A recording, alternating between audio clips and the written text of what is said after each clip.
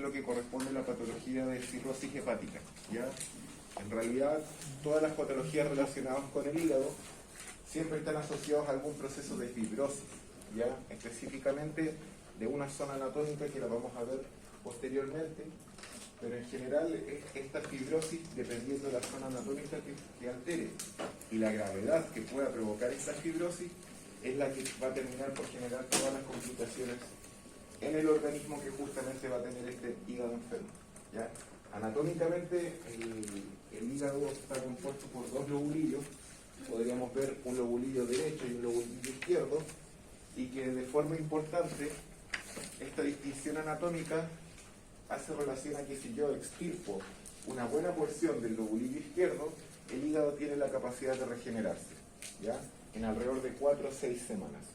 Esta regeneración no va a ser infinita, sino que se va a dar hasta ciertos estados patológicos.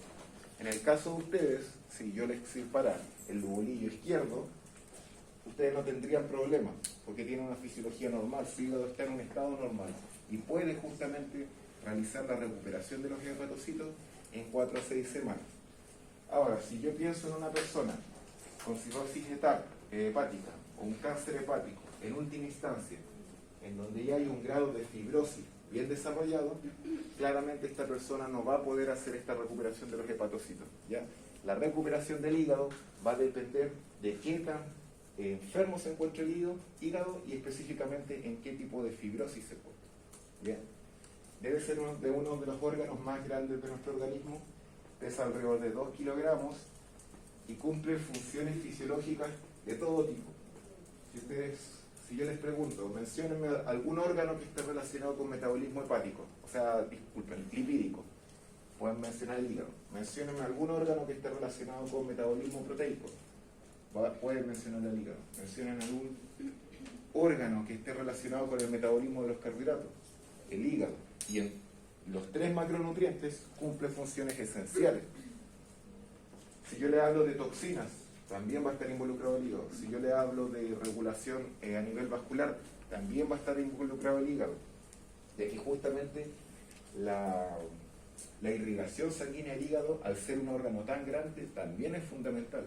Entonces, cuando una persona presenta hipertensión portal, por ejemplo, que vendría siendo los vasos sanguíneos que están irrigando al hígado, de la vía porta hepática, también justamente entonces el hígado va a tener alguna relación con el sistema cardiovascular, ¿ya? Si yo les menciono algún órgano que tenga relación con todas las funciones, justamente el hígado al menos está involucrado en el 80% de las funciones fisiológicas del organismo. Entonces, yo al decirle todos estos datos, inmediatamente ustedes tienen que proyectarlo como un órgano importante, sino más bien vital, ¿ya? Ahora, el tema es que esta capacidad de regenerarse para el hígado, de alguna manera nosotros nos deja tranquilos, por decirlo así. Si yo les menciono que si se toman 4 paracetamol, en un día hay gente que toma 2 paracetamol por toma, si toma 2 veces al día esa misma dosis, genera destrucción de hepatocitos. Ahora, como uno proyecta, esa persona lo más probable es que esté en un estado fisiológico normal, saludable, va a recuperar justamente esos hepatocitos. Y quizás esto, de alguna manera, proyecta en que no nos preocupemos tanto del hígado. O sea, pensemos en otra molécula tóxica para el hígado. Hay una que socialmente se consume mucho, el alcohol. Pero uno tampoco tiene mucha conciencia porque ya consume alcohol, se siente mal un día, si es que, no sé, pensemos que llegó al coma etílico, se siente mal 2 días. Requirió en este caso de administración de fluidos endovenosos. No se preocupa tanto, pero durante ese coma etílico no tengan dudas que hubo destrucción de hepatocitos. Ahora, como ese hígado está normal, en 4 semanas lo va a volver a recuperar. Entonces, de alguna manera eso genera que no tengamos tanta conciencia por mantenerlo intacto, ¿ya? Es importante, como ya les dije, a nivel de proteínas, a nivel de carbohidratos y a nivel de lípidos, porque justamente sintetiza proteínas, justamente sintetiza lipoproteínas para transportar el colesterol, y también sintetiza en este caso, o más que sintetizar, administra las reservas de carbohidratos, ya sea transformando la glucosa en glucógeno o el glucógeno almacenado en el hígado en glucosa. También va a ser un importante reservorio de vitaminas, hierros, y algunos incluso minerales. Y esta capacidad para almacenar también vitaminas y minerales también justamente la va a tener para almacenar toxinas. Entonces, en ese sentido, también hay que tener cuidado cuando se administran toxinas. No sé si conocen esa protuberancia de color verde que ven allí. ¿La vesícula biliar? La vesícula biliar. ¿Qué función cumple la vesícula biliar y qué relación puede tener con el hígado? Almacena la bilis, que justamente la secreta el hígado. De alguna manera la vesícula biliar es un globito solamente que sirve para almacenar en este caso la bilis. ¿Saben alguna condición en que a la persona le tienen que extraer la vesícula biliar? Cuando forma cálculos. Cálculos biliares, exacto. Para la formación de cálculos biliares lo que yo necesito es un exceso de bilis, un exceso de calcio y un exceso de colesterol. Si se dan estas tres condiciones, se va a formar el cálculo biliar. Ahora, lo entretenido del cálculo biliar es que si aparece justo en esta zona anatómica, puede incluso generarse bastante. Si han visto el meme del hígado, sale un hígado retando una vesícula biliar, de que lo único que te mando es que almacenes bilis y terminas formando piedritos. No tendría que haberlo puesto aquí en la presentación. Ya. El hígado le envía la bilis y esto lo almacena. Entonces, dependiendo de cuántos lípidos nosotros consumamos, recordemos que la bilis sirve para digerir, para preparar la emulsión y posterior digestión de las grasas, de los lípidos. Entonces la bilis solo almacena, o sea, la vesícula biliar solo almacena la bilis y dependiendo de cuánto grasas voy ingiriendo, la bilis llega en este caso al intestino para poder justamente iniciar el proceso de emulsión y digestión de lípidos. Pero si yo me comporto mal y genero un extra de calcio, y no piensen que el calcio en exceso va a ser por consumir leche o yogur. Recuerden que el calcio es un buffer importante de la sangre. ¿A qué me refiero con buffer? Regula el pH de la sangre.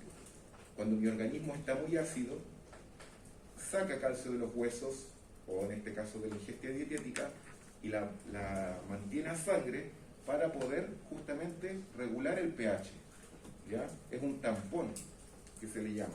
Las moléculas buffer o tampón son moléculas que van a ir a regular el pH por, en este caso, un exceso de acidez, por ejemplo. ¿Ya? Y inmediatamente aquí ustedes tienen que ligar todos estos temas, porque las personas que más desarrollan cálculos biliares justamente son las que más consumen colesterol y que más consumen carnes, principalmente ultraprocesadas. ¿Ya? ¿A qué me refiero con esto? Asesinas, longaniza, porque no vamos a comparar la fiambrería de los alemanes con la fiambrería de la industria alimentaria chilena. O sea, no se parecen nada. La industria alimentaria chilena en primera instancia no ocupa generalmente carnes de buena calidad y en segunda instancia los sobresatura con nitritos, que debe ser muy diferente al proceso de fiambrería alemán o de los países justamente de esa zona de Europa que realmente producen fiambre de buena calidad. Porque consideremos que el fiambre no es que lo produzcan porque les gusta, si bien si debe haber algo de palatabilidad asociada, es por un tema cultural para mantener la carne. Pensemos que en esos tiempos no había refrigeración y no había otra forma de poder mantener la carne más de una semana, por ejemplo, a la intemperie. El tema es que la industria chilena obviamente no acusa recibo de esos temas culturales y en realidad busca la mejor alternativa para generar más dinero. Y siempre cuando lo vean en la clínica se van a encontrar personas con cálculo biliar, que se le resecciona la vesícula biliar, consume mucho colesterol y bastante, en este caso, carnes ultraprocesadas. ¿Ya? ¿Cuál es el nexo que tienen que hacer ustedes? Si consumen en este caso fiambres, que justamente son altos en colesterol, pero también altos en nitritos, esto que va a generar un medio ácido, o sea, la disminución del pH. Como se genera esta disminución del pH, mi organismo lo tiene que regular. ¿Cómo lo va a regular? Con el tampón calcio que les mencioné. Entonces sacamos calcio de los huesos para justamente regular el pH. Ahora, este remanente de calcio se va a juntar con el exceso de colesterol. Y si a esto sumamos que la persona consumía altos niveles de grasa, nos vamos a encontrar también con altos niveles de bilis. Y con esto tenemos la formación de la piedrita esta que sale en el medio. No sé, ¿puedes explicar de nuevo lo que queda con el calcio? ¿Qué queda ahí? El remanente de calcio, colesterol, bilis. El exceso de estos tres componentes. Que en realidad no está mal que haya un exceso de calcio, porque el calcio venía a ser el bueno de la película, por decirlo así. Venía a resolver la situación del pH. Pero como la persona sigue consumiendo grandes cantidades de colesterol, obliga al hígado a secretar bilis. Se juntan estas tres condiciones: exceso de bilis, exceso de calcio y exceso de colesterol, y se forma la piedra, en este caso el cálculo biliar. Lo interesante es que esto se puede dar en diferentes zonas anatómicas. Se puede dar dentro de la vesícula biliar. Y aquí no es tanto problema, porque podemos tener pequeñas piedras o pequeños cálculos acumulándose. Obviamente cuando saturo esta bolsa es que comienzan los problemas, porque esto se va a inflamar. Al inflamar genera dolor.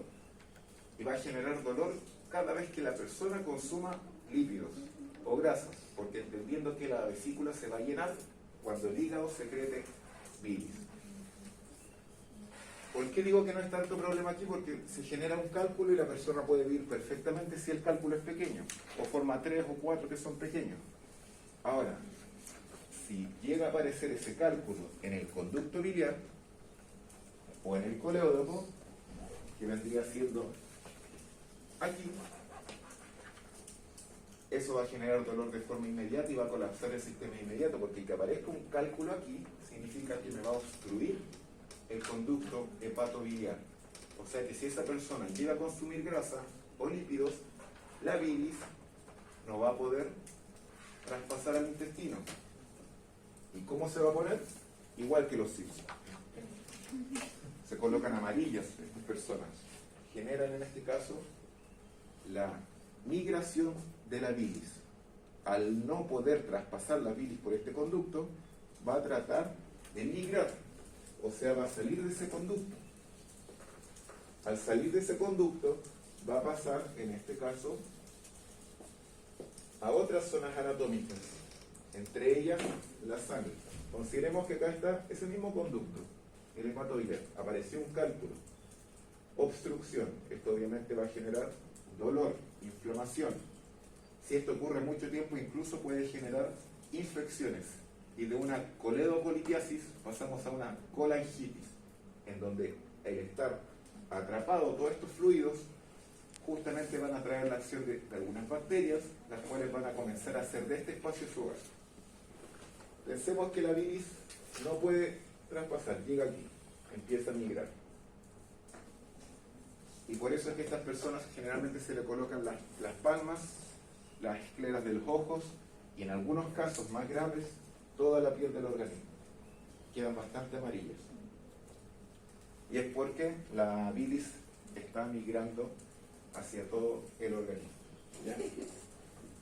También le ocurre esta situación a los neonatos, que se llama ictericia neonatal, pero eso en realidad es por un defecto de que los órganos de ese neonato todavía no están preparados para metabolizar el colesterol. Y esa condición en realidad se arregla bastante rápido, se le expone a luminoterapia, se les coloca en luz, unos 2 o 3 días, cosa de que la luz sea el estímulo para todas sus células de, oye ya, pues ya no sigues en un ambiente intrauterino, ahora ya estás en la realidad, entonces tus órganos tienen que empezar a funcionar por sí solos, ya no dependes de los órganos de tu madre. Y en realidad la condición se soluciona bastante rápido, no es grave. ¿Ya? Entonces, eso respecto a las generalidades del hígado, les mencioné lo de la vesícula biliar porque estaba allí expuesta, entonces, para que así ustedes vayan integrando de cómo la alimentación va a jugar directamente rol en esta patología. Hay personas que dicen que al extraer la vesícula biliar hay un menor riesgo de seguir desarrollando cálculos, porque yo ya no tengo esta bolsa que almacene bilis. Ahora, como siempre lo digo, es como el lavado de microbiota intestinal. Si la persona sigue desarrollando los mismos hábitos, es muy probable que vaya a desarrollar en algún momento un cálculo, pero ahora en otra zona anatómica. no en la vesícula, sino que en el conducto hepatobiliar. ¿Ya?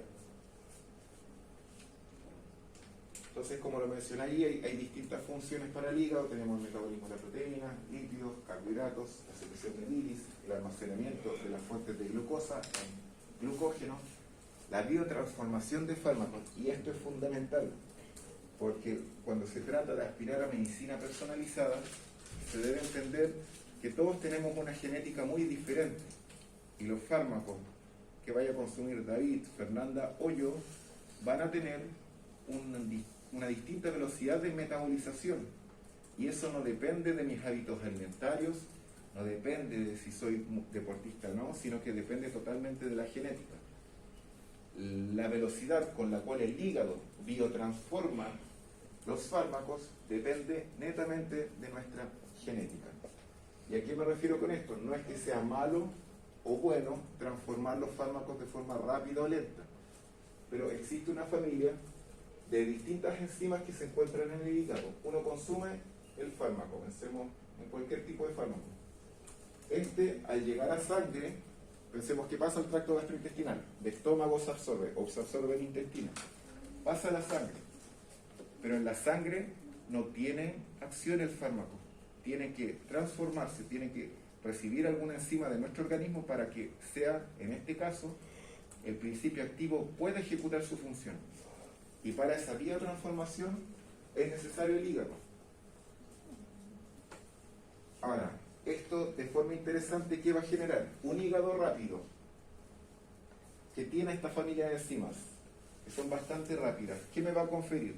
Que el fármaco sea más efectivo o no sea tan efectivo. ¿Por qué? Porque no duraría mucho en sangre, ya que se metabolizaría más rápido. Muy bien. Cuando una persona tiene un hígado que metaboliza los fármacos de forma rápida, el efecto va a ser rápido, pero no se va a mantener durante el tiempo. O sea, quería decir que habría que aumentar una dosis en ese caso. Habría que entregar las dosis de forma parcial. Esta misma pastilla la entrego la mitad aquí, la mitad acá, durante el mismo día. Porque si entrego esta, claro, voy a tener el efecto de inmediato, pero el efecto va a cesar. En farmacología lo que se hace es la separación, en este caso, de las dosis. Ahora, pensemos en el caso contrario. La persona metaboliza de forma lenta. El efecto no va a ser inmediato, pero la droga se va a mantener constante. Entonces, en este caso, voy a poder tener el efecto durante todo el día, pero me voy a demorar un poco más en justamente tener ese efecto. ¿Ya? En farmacología hay la farmacocinética y la farmacodinámica explica justamente esto. No sé, en personas vegetarianas que consumen vitamina B12, sería mucho mejor que dividan la dosis y la consuman una en la mañana y otra en la tarde. Porque si yo consumo una sola gran dosis de vitamina B12, ¿qué va a ocurrir? Es demasiada, solamente una parte se va a metabolizar y la otra la voy a excretar. Porque hay un principio en toda la fisiología humana y que se da de esta manera la curva. Yo entrego la dosis de ciertos fármacos, pero en un momento se satura. Que recordemos que todas estas moléculas no es que pasen como Pedro por su casa. La única que pasa como Pedro por su casa es el agua, que tiene la capacidad de traspasar membranas. Pero ni la glucosa, ni las proteínas, ni los aminoácidos tienen difusión simple. Siempre difusión facilitada o con transportadores. ¿Eso qué implica? Que si yo consumo, no sé, para que lo vean en algo nutricional, ¿qué es más importante, consumir los 800 gramos de proteína en una sola toma del día o distribuirla durante todo el día? Porque yo no tengo los transportadores ni las enzimas para metabolizar 800 gramos de proteína de golpe. Estoy ya casi 1 kilo, me pasé, casi 1 kilo de proteína. Es para el paseo de curso. Ya, pero esto aplíquenlo a todo, en realidad. Por lo mismo no comemos una sola vez al día. Por lo mismo no da lo mismo consumir todas las kilocalorías, todos los gramos de proteínas, todos los gramos de carbohidratos, todos los gramos de lípido en una sola toma. no sería viable porque el organismo no va a poder absorber todo esto, no va a poder metabolizar. Y a lo mismo ocurre en realidad con todas las sustancias. Y por eso en la farmacología muchas veces la dosis se divide. Porque cuando ustedes le dicen, tómese un ibuprofeno cada 6 o cada 8 horas, están justamente parcelando eso para mantener un efecto constante y no consumir los 4 ibuprofenos en una sola toma. O un ibuprofeno que tenga el principio activo multiplicado por 4. Todo eso lo explica la metabolización, en este caso, del hígado. Ahora, a los farmacólogos se les presentó este problema en la segunda década del 90, a finales de los 90, inicios del 2000, porque se descubre esto. Y en este caso, pues eso explicaría de que habían algunos fármacos, en Estados Unidos se descubrió, de que para la población de origen afroamericano no tenía los efectos a nivel de presión arterial que sí lo tenían para la población de raza blanca. Y hoy en día, si ustedes van a las guías de manejo cardiovascular de Estados Unidos, está por separado la farmacología para las personas de origen afroamericano y para la farmacología para las personas de origen, en este caso, de raza blanca. Porque genéticamente tienen familias de enzimas diferentes y eso genera que el efecto no sea el mismo, ¿ya? Entonces, en ese sentido, la biotransformación del hígado es fundamental. Así como el término que está al lado, que es la detoxificación. Porque, obviamente, pensemos que estos fármacos, todo fármaco tiene reacciones adversas, las RAM. Estas reacciones adversas van a generar efectos que son adversos, que todo fármaco los presenta, hasta incluso los suplementos. Obviamente va a depender de la dosis. Si yo consumo una aspirina, es muy raro que vaya a tener una manifestación adversa. Pero estas manifestaciones adversas nacen de, al yo metabolizar este fármaco, ¿qué generó? Metabolitos. Están los metabolitos activos, que son el principio activo por el cual yo consumo el fármaco. Pero también van a haber otros metabolitos que van a corresponder en realidad a desechos de este metabolismo, ¿ya? Y todo el metabolismo tiene desechos, o sea, pensemos que los carbohidratos, las proteínas, los lípidos, están estudiando bioquímica, escuché algo de procesos bioquímicos, ¿o no? Sí. Ya. En toda reacción siempre hay alguna molécula que a mí me interesa, pero siempre aparecen otras 2 o 3 más dentro de esa reacción que como que uno no pesca, porque en realidad está como pensando en la más importante. Ya estas 2 que no están pescando, que no están considerando, también se pueden acumular. Y esa acumulación obviamente va a tener un efecto. Y muchas veces de allí derivan estas reacciones adversas a medicamentos, por ejemplo. Entonces, por lo mismo, así como es importante manejar la velocidad de metabolización del fármaco por el hígado, también es importante entender qué tanto puede detoxificarme mi hígado o no. Y de allí es que surgen argumentos de las dietas detox. Obviamente eso no tiene justificación a nivel científico en este momento, porque en realidad para que mi hígado pueda detoxificar tengo que cuidarlo solamente. Si el hígado por sí solo puede detoxificar, no es necesario añadir otras moléculas para que vayan a detoxificar. Si yo mantengo una dieta equilibrada que considera las frutas y las verduras, vitaminas y minerales para el correcto metabolismo de todo mi organismo, el hígado se va a encargar de ese trabajo. Ahora, si yo enfermo el hígado, ahí claramente voy a tener un problema, ¿ya? Y la hematopoiesis, pero esto es solamente en etapa fetal, ¿ya? El hígado y no el riñón va a ser el encargado de la síntesis de eritropoyetina, pero en el caso adulto esto no tiene importancia, ¿ya? Aquí importante, cuando estén en nutrición clínica o estén en el hospital, se van a encontrar con esto, con los exámenes, en este caso bioquímicos, y tenemos la proteína que es protagonista dentro de sus exámenes bioquímicos y que siempre van a tener que analizar, que es la albúmina, ¿ya?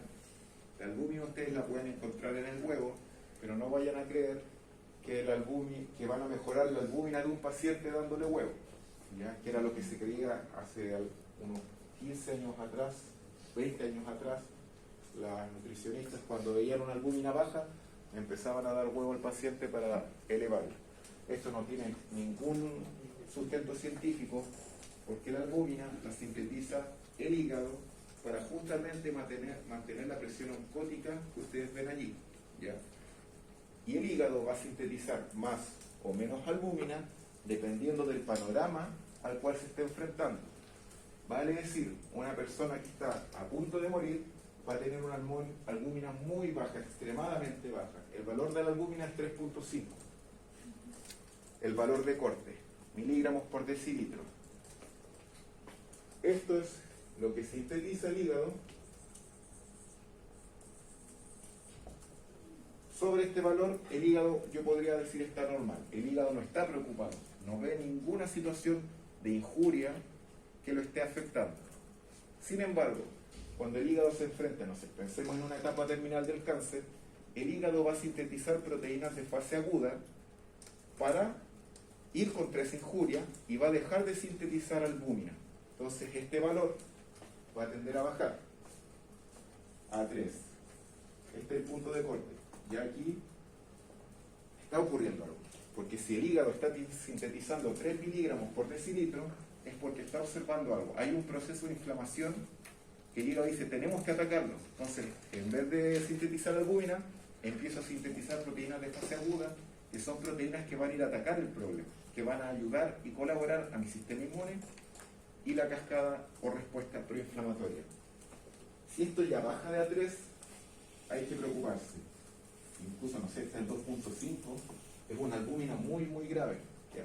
Eso es interesante la albúmina porque es un examen sensible. Lo único fome, por decirlo así, de la albúmina es que la vida media es de 21 días. Entonces, esta albúmina me puede estar hablando de un contexto de 21 días, de 7, de 14. Yo no sé en qué momento el hígado se encontró con esa injuria. Y para eso existe otra proteína que también la sintetiza el hígado, que se llama la prealbúmina. La prealbúmina es más interesante porque tiene una vida media de 2 a 3 días. O sea que inmediatamente yo al observar la prealbúmina sé lo que le está pasando a ese cuerpo hoy, ayer y como máximo anteayer. ¿Ya? Entonces, lo interesante de la albúmina es que me va a entregar un pronóstico del paciente. ¿Ya? A mí, piensen que tampoco no es tanta la diferencia. A mí me lo enseñaron como un marcador proteico, del metabolismo proteico, y en realidad no tiene nada que ver con el metabolismo de las proteínas. Ahora sí, si mi paciente está con una albúmina de 2.5, ¿qué significa? Que está en un estrés proinflamatorio bastante grave. Y justamente el aportar proteínas a esos organismos ayuda a que el pronóstico sea mejor. ¿Ya? Pensemos en una persona que está con una albúmina 2.5, se está enfrentando, no se mencionen algún diagnóstico grave que pueda conllevar a la muerte, que no sea cáncer, una quemadura o una insuficiencia renal aguda. Paciente ya con quemadura, grado AB, el 70% de la superficie corporal quemada, por la pérdida de esos fluidos y de sangre genera una insuficiencia renal aguda.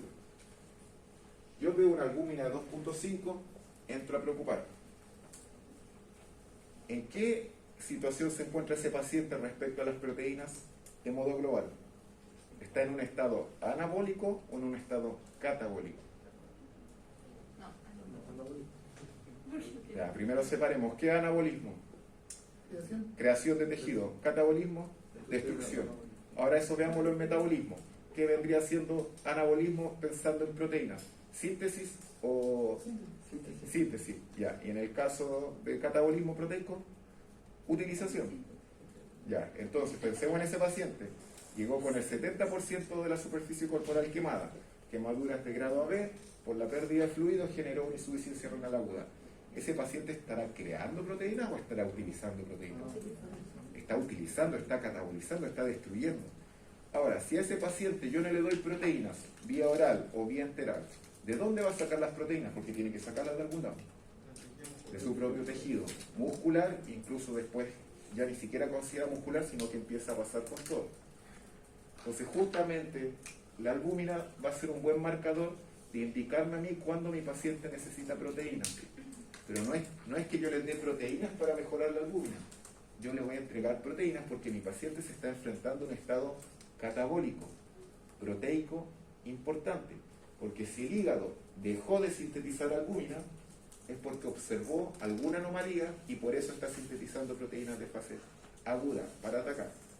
Ahora, piensen que en realidad todas las personas que fallecen de alguna manera es porque el catabolismo llega a un estado en que prácticamente no tienen sustancias para poder resolver esa temática. Y por ende es tan importante que sus pacientes críticos, paciente UCI, paciente UTI, siempre le entreguen el requerimiento proteico ideal que necesita ese paciente. Porque si no se lo entregan, el organismo va a sacar las proteínas del mismo organismo. Y allí es cuando empiezan los problemas, porque empieza a depletar su reserva proteica. Si empieza a depletar su reserva proteica, va a depletar su tejido muscular. Si depleta su tejido muscular, empezamos a perder funciones. Pensemos en algo con el COVID, contexto COVID. ¿Por qué ustedes creen que los pacientes graves COVID necesitan grandes reservas de proteína? O en este caso, ingesta proteica. Pensemos paciente COVID en la UTI y en la UCI. Vimos respiratorio, deberíamos poder darme esa respuesta. ¿Cómo ocurre la ventilación? Si bien es un proceso involuntario, no somos como los delfines que respiran voluntariamente, es un proceso involuntario. Intercostales, diafragma. Ahí está la clave. Si la ventilación depende de mi tejido muscular, ¿qué va a ocurrir cuando mi tejido muscular se quede depletado de proteína? No va a funcionar bien. Y es lo que le ocurría a los pacientes COVID que le administraban, en este caso, ventilación mecánica invasora, y después sacaban la ventilación y el paciente fallecía. Claro, si estuvo una semana, 2 semanas sin utilizar el tejido muscular para ventilar por sí solo. Si no se le dio proteína a ese tejido para recuperar justamente la función pulmonar, yo saco el ventilador y esta persona no es capaz de ventilar por sí misma porque tiene toda la musculatura atrofiada y tiene toda la musculatura depletada. Entonces por eso es tan importante lo que el gobierno no quiere entender, es que a todas estas personas que quedaron secueladas por COVID hay que hacer un seguimiento nutricional importante, y no solamente nutricional sino que también kinesiológico. Entonces al despedir a estos kinesiólogos del hospital, que sí, claro, en el hospital ya no tienen mucho que hacer porque la ocupación de camas no es tan elevada, pero hay que mandar a todos estos kinesiólogos a seguir monitoreando qué va a ocurrir con estos pacientes. Consideremos que hay receptores del COVID a nivel del sistema nervioso central y no vamos a saber esas secuelas hasta quizás 5 años más, 10 años más, cuando los adultos que tuvieron COVID sean adultos mayores. Y quizás qué otra situación se pueda dar, pero para eso hay que tener un control epidemiológico y muchas veces las autoridades no lo entienden, porque claro, si yo como ministro de salud veo, no, me sale todo este dinero seguir manteniendo a estos kinesiólogos, pero no me va a salir más caro después a los cirujanos que tengan que operar justamente a estas personas. Un sueldo de un kinesiólogo no se va a comparar al valor de una cama UCI o al valor de un cirujano a nivel de un neurocirujano, por ejemplo, cuando esta persona pueda tener alguna alteración post-COVID, que eso nadie lo puede saber. Hoy en día tenemos que esperar 5 o 10 años para realmente ver si es que el COVID tiene secuelas. Por un tema de fisiología, yo creo que sí las tiene, porque hay receptores a nivel del sistema nervioso central para los metabolitos del COVID. Entonces, es complejo también, porque no se trata solamente ya saliste del hospital, saliste de tu hospitalización, hay que ver qué ocurre después. Y por lo mismo también la pega del nutricionista es fundamental en esto, que un hospitalizado después se pueda recuperar, así como un deportista que sufre una lesión, requiere de un monitoreo nutricional posterior para que haya una correcta recuperación del tejido. Bueno, en realidad nosotros somos bien porfiados, pero es lo que hay que hacer. Pero como sociedad chilena, siempre uno dice ya, salí del resfrío, salí esto. El mismo McKinsey debería ir por kinesioterapia y no, espero que se me pase el dolor y después de nuevo. Obviamente ese tejido quedó con algo de fibrosis y en cualquier momento va a colapsar de nuevo y a decir, tenía que haber ido al kinesiólogo. Ya, todas las enfermedades del hígado se encuentran aquí. Como pueden ver, hay algunas de origen viral, que son muy comunes, las distintas hepatitis, algunas de origen relacionadas con el metabolismo lipídico, como las hiperlipidemias, algunas genéticas, y las que vamos a ver posteriormente tienen relación con el alcohol, ya que en este caso la cirrosis hepática por alcohol. Existe también una cirrosis hepática que no es derivada del alcohol, y eso puede ser por origen genético o por justamente estilos de vida no adecuados. Para la que más me interesa a mí es la encefalopatía hepática, porque también les puede ayudar a ustedes a entender justamente lo importante que es el hígado. ¿Alguien conoce la encefalopatía hepática? Si yo les digo encefalopatía hepática, ¿qué se les viene a la mente? ¿Sí? Ya. ¿A qué hace alusión la encefalopatía hepática? Si es que leyó el paper Roberto todavía. El daño provoca daño neuropsicológico y el motriz y todo eso, tenemos daño. Hay dos tipos de encefalopatía hepática. O sea, la primera es la encefalopatía hepática normal y lo que me había tocado a mí era encefalopatía hepática causada por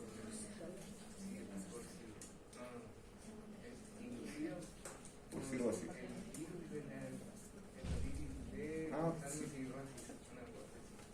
Es que pensemos que la encefalopatía hepática es una última condición a cualquiera de estas patologías del hígado. Yo puedo desarrollar la encefalopatía hepática, tal como mencionó su compañero, por una hepatitis mal cuidada, puedo desarrollarla por una cirrosis, puedo desarrollarla por una hiperlipidemia, etc. Pero la complicación es bastante interesante, porque pensemos en cualquiera de estas enfermedades, me destruyó por completamente el hígado, pensemos en una fibrosis general, y uno de los elementos más importantes del hígado es metabolizar el alcohol, porque el hígado presenta una enzima que se llama alcohol deshidrogenasa. Si nosotros no tuviéramos el alcohol deshidrogenasa en el hígado, no podríamos beber alcohol porque nos produciría toxicidad de forma casi inmediata. Por lo mismo, se dice, yo esto no lo he comprobado, que los japoneses o la población oriental, si ustedes la ponen firme a consumir alcohol con un chileno, lo más probable es que el chileno tenga un mayor aguante o tolerancia al alcohol, por los niveles de alcohol deshidrogenasa que presentan en este caso los chilenos, que se da casi por un tema incluso social genético. Pensemos que la población criolla de Chile, vayamos al periodo colonial, 1800, se consumía bastante alcohol y no era cualquier tipo de alcohol, era aguardiente. Y eso no cambió mucho hasta el año 1900, 1925, que empiezan a ingresar otros tipos de alcoholes. Consideren que antes la cerveza, si no es por la llegada de los alemanes a Valdivia, no había industria cervecera en Chile y solo se consumía alcoholes de tipo fuerte, y principalmente este alcohol que él mencioné, ahora se me fue, aguardiente. ¿Ya? Eso ha generado obviamente que la cultura chilena sea muy asociada al carrete y obviamente al alto consumo de alcohol. Eso a nivel fisiológico ha generado que el alcohol deshidrogenasa esté más expresada a nivel hepático, cosa que no ocurre en población oriental. Y dicen que es muy típico que en las discos o bares orientales los tipos sí tienen algo de machismo en relación a eso, que tienen que llegar con una botella similar al colombiano, que tienen que llegar con una botella a la mesa o si no es mal visto. Pero no se toman las botellas y las mesas quedan llenas de botellas llenas de alcohol porque consumen 1 o 2 o 3 tragos y no pueden más, porque su cuerpo inmediatamente le genera rechazo, porque no tienen la enzima, la tienen menos expresada para poder metabolizar el alcohol. Pensemos un tipo que presenta cirrosis hepática, persona en situación de calle, que consumió alcohol toda su vida, eso en algún momento genera una fibrosis general del hígado. ¿Qué va a generar? Que su hígado no tenga la alcohol deshidrogenasa. Entonces el tipo, al ingerir alcohol, las moléculas de OH se van a distribuir de forma libre por el torrente sanguíneo. no van a pasar por un proceso de metabolización. Pensemos que todos nosotros al consumir alcohol, nuestro hígado se encarga justamente de evitar la toxicidad de la molécula de OH a partir del alcohol deshidrogenasa. Esto va a llegar a todos los órganos, pero tal como le dijo su compañero, también va a tener la capacidad de llegar a el cerebro, al sistema nervioso central. Mío. Por eso que mucha gente que tiene cirrosis, cuando va a tomar algo o a hacer cualquier actividad, se quita mucho. Tienen en este caso una alteración del sistema motor. Y no solo eso, van a fallar todas las funciones del sistema nervioso central, pero hay una condición bastante grave, incluso a mí me llega a dar pena cuando la veo, que es lo que llamamos delirium tremens. ¿Nunca se ha pillado con una persona en situación de calle delirando, hablando cosas nada que ver? Es el efecto del alcohol a nivel del sistema nervioso central, y es lo que justamente, incluso hay una cerveza muy famosa que tiene el premio a la mejor cerveza del mundo en un año y tiene ese nombre, delirium tremens. Es como tragicómico el tema, porque no es para nada simpático que una persona en la calle llegue al delirium tremens. Es una persona que puede incluso presentar visiones. Podría decir que esa persona, cuando uno la ve en la calle, uno piensa que a lo mejor está borracho y capaz que ni siquiera lo esté. Puede que ya no estén borrachos, si es que justamente el alcohol esté generando estos delirios y estas alteraciones motoras.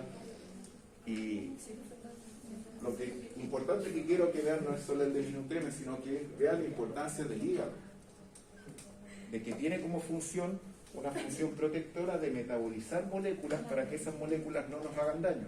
Una de ellas es el alcohol, y específicamente a partir del alcohol deshidrogenasa. ¿Ya? Generalmente esto está asociado mucho a personas con cirrosis hepática por alcohol, porque si la persona sigue enferma del hígado y tú le dices, ¿sabes qué? No puedes tomar alcohol, una persona que tiene algún albedrío decide no tomar alcohol porque sabe que ya su hígado no funciona. Pero pensemos en una persona alcohólica que tiene una enfermedad y una dependencia por el alcohol, la va a seguir consumiendo, aunque tú le digas, ¿sabes qué? Cada vez que consumas alcohol vas a seguir enfermando más a tu hijo. Y por eso es una condición muy típica que se da en situación de calle, o si alguno trabaja en un hospital psiquiátrico, también muchas veces se da, que llegan personas en estado de delirium tremens. Recuerden que la dependencia, drogodependencia por cualquier sustancia, se trata en los hospitales psiquiátricos de Chile. Pero ¿cómo se detecta eso? Ese como delirio. El delirium tremens, ¿Cómo lo pueden estar sabiendo que o uno tiene que entrar como asociado y darle como que... considere que los psiquiatras, a diferencia de cualquier otro médico, cualquier otro profesional de la salud, bueno, sería el psicólogo, utilizan la anamnesis o la entrevista psiquiátrica como un método diagnóstico. Entonces, si usted va, por ejemplo, al DSM, que es el Manual de Diagnósticos Psiquiátricos, que hoy en día va en su versión 5, aquí uno lee, por ejemplo, depresión por duelo, que el DSM-5 incluyó la depresión por duelo, algo que causó revuelo mundial porque decían, chuta, ahora porque yo tengo duelo, estoy enfermo. Y todos mencionaban de que era como una jugada de la industria farmacológica de empezar en este caso a medicar a personas con duelo. Ahora, igual era importante porque el duelo, según el DSM, si ocurría un año después del fallecimiento de esta persona que tú quieres y desencadenabas depresión, allí ellos lo tildaban como depresión por duelo, porque no debería, es natural que si se me muere un perro, o mi mamá, o mi padre, o algún familiar cercano, yo vaya a tener pena. Es lo más normal tener angustia frente a la pérdida de un ser querido. Pero era lo que yo explicaba, de que no era normal de que pasara un año que tú estuvieras bien y luego solamente por rememorar la fecha desencadenaras un episodio depresivo. Ya, pero todo esto, como lo puedes ver, no es como con un biomarcador, no es con un examen, es netamente con entrevista psiquiátrica. Y el delirium tremens también. Entonces va un psiquiatra, evalúa, hace algunas preguntas de orientación y en base a eso diagnostica, ya esta persona está en delirium tremens por encefalopatía hepática, por cirrosis, en este caso mal cuidado ante todo. ¿Ya? Pero eso, antes las nutricionistas o los nutricionistas en el hospital psiquiátrico no hacían mucho, era como prácticamente pasar nomás y que se les dé comida a las personas. Sí tenían cuidado con personas que tuvieran problemas de deglución, Pensemos personas que están en estado de locura, como que eso solo se veía. Pero ahora hay una rama, la psiquiatría nutricional, que está dando fuerte y justamente hay nutrientes que pueden ayudar a que el cerebro funcione mejor. Así como hay otras moléculas en los alimentos que hacen que el cerebro funcione peor. Así que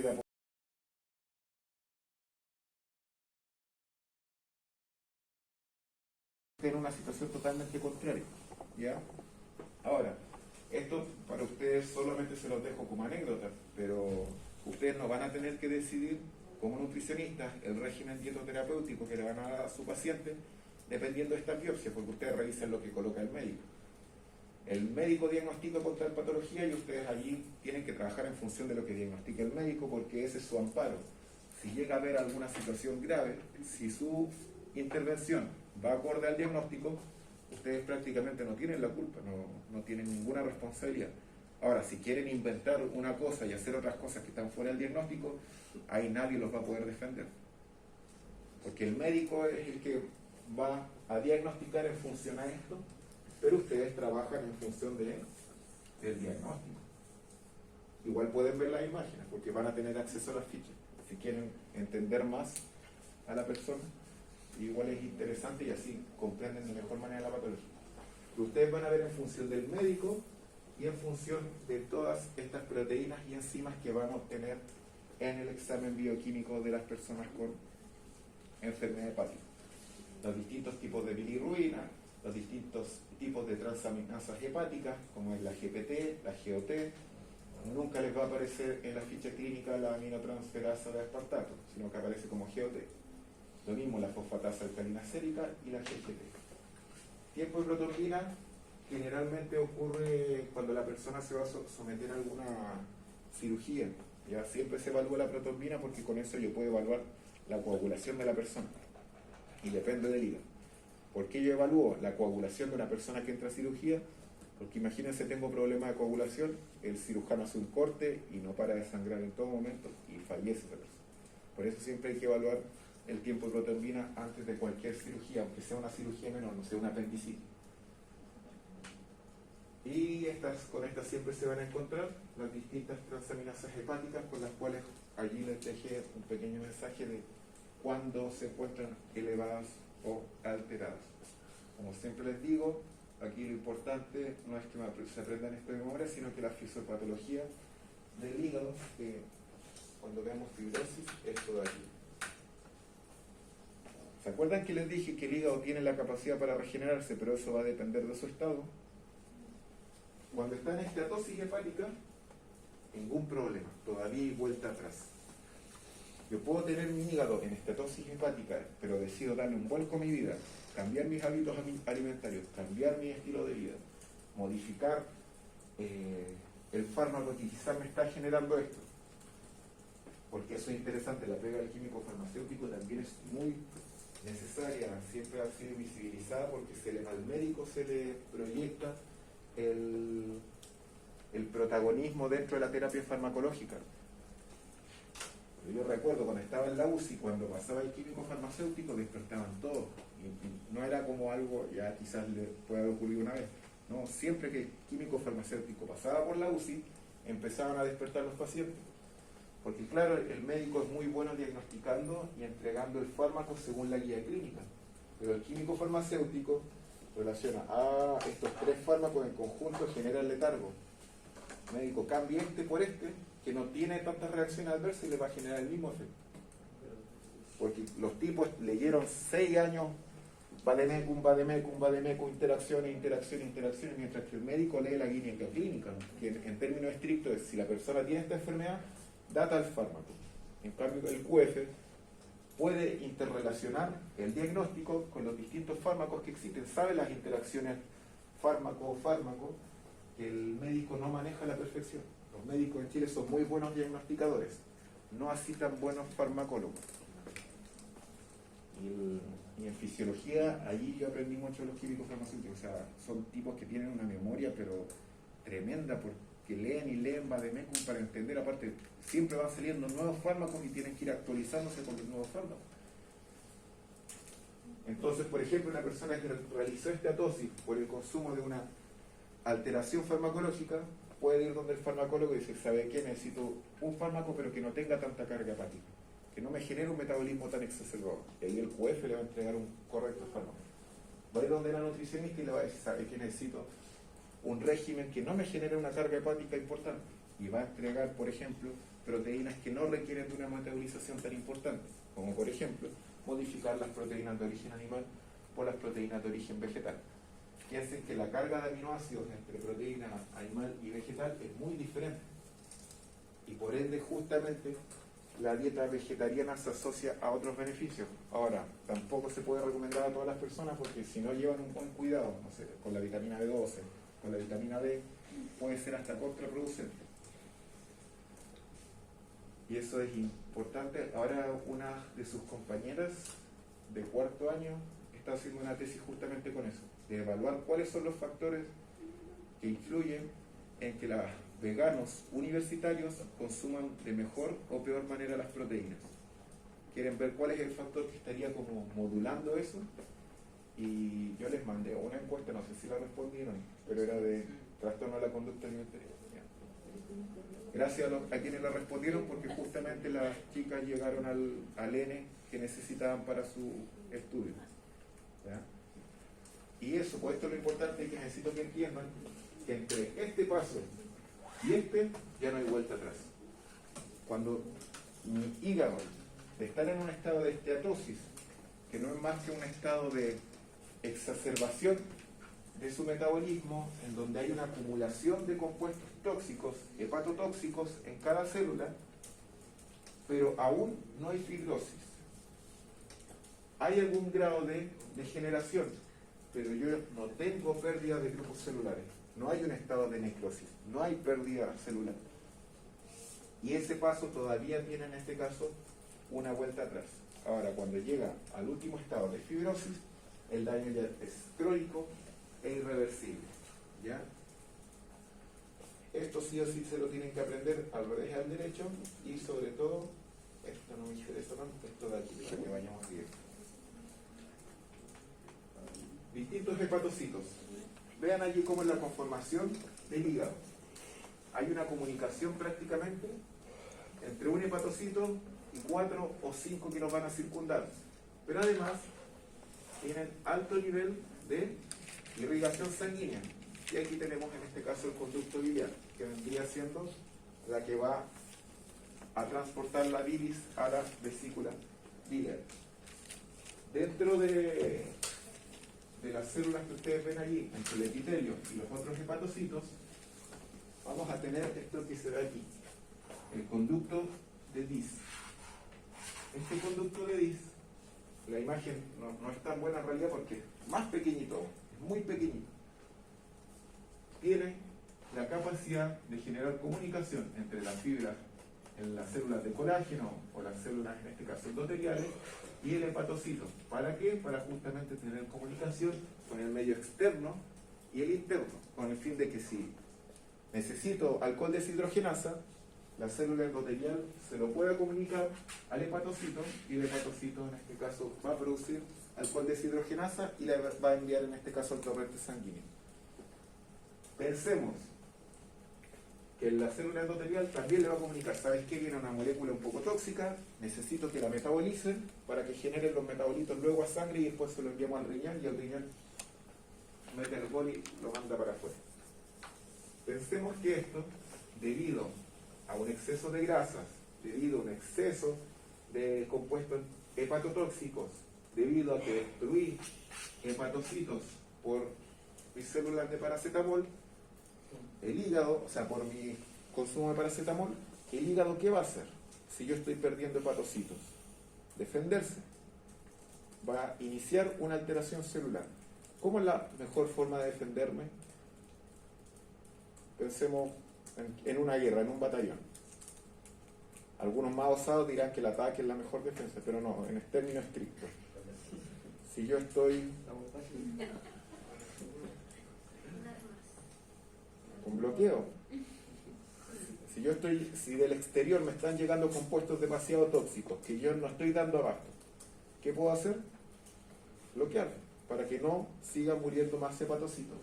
Y aquí es donde esa fibrosis que ustedes ven en el conducto de Dice, la inflamación y el constante respuesta inmune que no cesa porque hay algún factor, al igual que en la insuficiencia renal, en la insuficiencia hepática hay algún factor que está generando este grado de inflamación y que yo necesito revertir.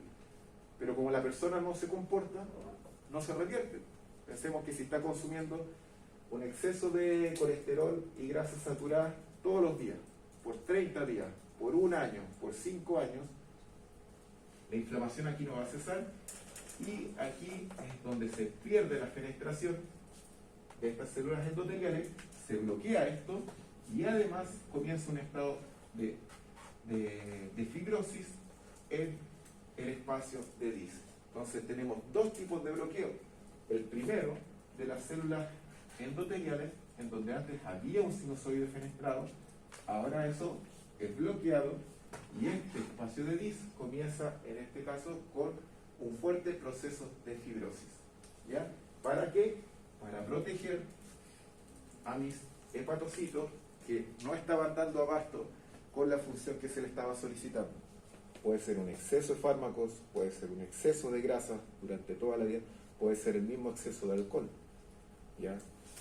Pensemos que estos hepatocitos, no sé, secretaban 2 miligramos de alcohol de deshidrogenasa al día y el tipo se le pasó la mano, tomó como antiguamente se tomaba en el campo de Chile, de tiro largo, una semana completa en estado de ebriedad. ¿Qué va a hacer el hígado si ya no puede secretar alcohol de deshidrogenasa? Si le sigue llegando alcohol, se va a morir. Entonces, ¿qué hacemos? Bloqueamos. Este bloqueo, pensemos que nos puede traer más complicaciones, porque teniendo ese bloqueo, ¿qué hacemos con las toxinas que ya están presentes en el hígado? Tampoco las vamos a poder eliminar. Entonces, se da esta situación. Ahora, si esto ocurre en el lobulillo izquierdo, ustedes dirán, profe, pero no es muy bueno el mecanismo que digamos. Claro, si ocurre en el lóbulo derecho, pero si ocurre en el izquierdo, pensemos que ya no funciona el sistema, necrosis, muere. En el lobulillo izquierdo se regenera, no hay problema. Dentro de todo no es tan malo el mecanismo. Ahora, si yo me pasé y ya no ocurre en el lobulillo izquierdo, sino que también en el derecho, ¿ya de quién es la culpa? Es del estilo de vida, no es que el hígado esté funcionando mal. Tiene bastante lógica el funcionamiento de este tipo de defensa, de comenzar a cerrar. Pero obviamente eso, cuando es llevado de forma exacerbada, va a tener sus complicaciones. ¿Cómo yo detecto una persona en este proceso con ictericia, caquexia muscular, que en este caso un tipo de anorexia mezclada con un metabolismo muy catabólico? Es una persona que deja de comer, pero no porque tenga anorexia, es porque como que pierde estas ganas de alimentarse, que también puede ocurrir con personas, por ejemplo, con encefalopatía hepática por cirrosis, que uno incluso les quiere dar comida y no, prácticamente la rechazan, porque al momento de comer piensan que como tiene el hígado tan alterado, va a tener más complicaciones que beneficios. Ascitis es una inflamación a nivel abdominal que se da justamente por hipertensión portal y porque no hay una regulación de los fluidos. Edemas, que pueden ser en distintas zonas anatómicas, encefalopatía hepática, los angiomas aracniformes. Busquen, cuando vean una persona con problemas de alcohol, van a ver ciertos angiomas en su piel que son como unas arañitas. Yo tengo una imagen ahí. Y hemorragia gastrointestinal. Esa de allí. Eso es muy típico por los problemas de este caso. Ahí tiene la ictericia.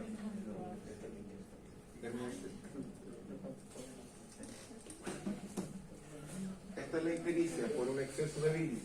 Aquí tenemos las alteraciones a nivel de las palmas, que son un eritema, y eso ocurre netamente por una elevación de los estradiol, que es una molécula que el hígado debería en este caso metabolizar, deja de metabolizarla y puede generar estos eritemas.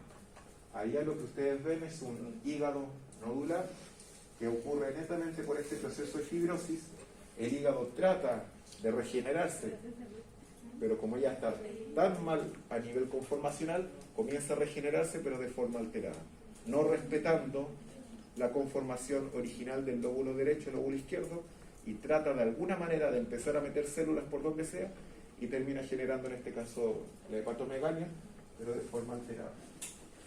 Y es muy raro que se encuentren con eso. Lo que se van a encontrar es sí con ascitis. Piensen en este mismo abdomen pero sin los nódulos. Es muy típico que se lo vayan a encontrar con personas hepáticas. Y esto, la ictericia. Siempre cuando llegan con insuficiencia hepática, no solamente los ojos, el aspecto de la persona, llegan de verdad de forma amarilla. Los que no llegan tanto solo las palmas, pero realmente llegan de forma amarilla. Generalmente lo que se van a encontrar con ustedes en pacientes con insuficiencia hepática es lo que les mencioné: por alcohol, medicamentos, transfusiones, o derechamente derivados del metabolismo hepático, lipídico principalmente, las personas que llevan consumiendo en exceso de gas. ¿Ya? Allí algunas manifestaciones clínicas con las cuales se van a encontrar, algunos daños colaterales, y tienen que tener bastante cuidado porque son pacientes que justamente se enfrentan a problemas de peso. Piensen que el hígado va a estar funcionando mal, o sea que va a haber un incorrecto metabolismo de carbohidratos, de lípidos, de proteínas. Si hay un correcto metabolismo de proteínas y de carbohidratos, inmediatamente yo puedo proyectar que mi paciente va a tener problemas de peso. En algún momento va a empezar a iniciar más catabolismo que anabolismo, y con eso en este caso pérdida de peso. ¿Ya?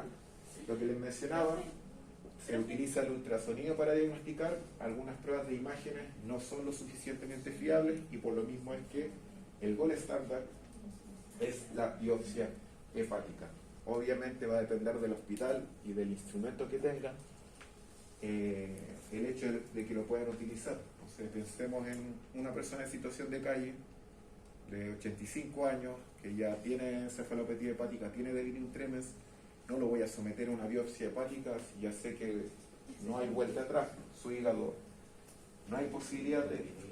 Ustedes dirán, pero profesor, ¿cómo podríamos salvar a esa persona con un trasplante hepático? En este caso, cambiar un hígado por un donante. Pero va a ser muy complicado que esta persona esté en lista prioritaria si tengo, no sé, a alguien que desarrolló alguna hepatopatía por un tema genético. O sea, pensemos en una persona de 30 años y que tenía un defecto genético, claramente va a ser más candidato que una persona que es en situación de calle. Y no solamente por eso, sino que también por la edad. ¿Ya? Uno dice, ya, pero trasplante. Es difícil encontrar, primero, un donante, y segundo, que ese donante sea compatible con la inmunidad de mi organismo. Porque muchas veces no funciona tan bien el trasplante porque el cuerpo lo rechaza, y ahí no hay nada que hacer. Es súper complejo salir de ese estado. Porque lo que se hace allí en esos casos, se utilizan fármacos que son inmunosupresores, que generalmente se utilizan para enfermedades autoinmunes. Pero igual no es tan simple entregarle a alguien un inmunosupresor porque estoy dejando a esa persona sin inmunidad. O sea que es susceptible a que cualquier infección, por ejemplo, lo vaya a atacar, sobre todo pensando en un ambiente intrahospitalario. Y eso ya estamos con la hora. Lo último esto, y con esto termino. Dígame. ¿Qué es GI? GI, gastrointestinal. Esto es lo último, les puede llegar a servir para, en este caso, en algún momento categorizar a su paciente hepático. Es un algoritmo en donde ustedes van asignando puntos de acuerdo a si hay presencia de ascitis, cómo se encuentra la bilirrubina, la albúmina, el tiempo de protombina y si hay presencia de encefalopatía. Con eso ustedes pueden calcular un valor y en función de eso otorgar la mortalidad a 3 meses, dependiendo de qué factores se están conjugando aquí. Ahora, si ustedes me dicen que cómo puede ser tan mágico, en realidad solo con la albúmina es un muy buen marcador de pronóstico, no solamente de enfermedad hepática, de cualquier condición. ¿Ya? Si tiene en la UCI un paciente con albúmina bajo 2, créanme que está más cerca de la muerte que de poder volver a recuperarse. ¿Ya? Eso. Nos vemos mañana para la clase de terminar esto y ojalá pasar parte.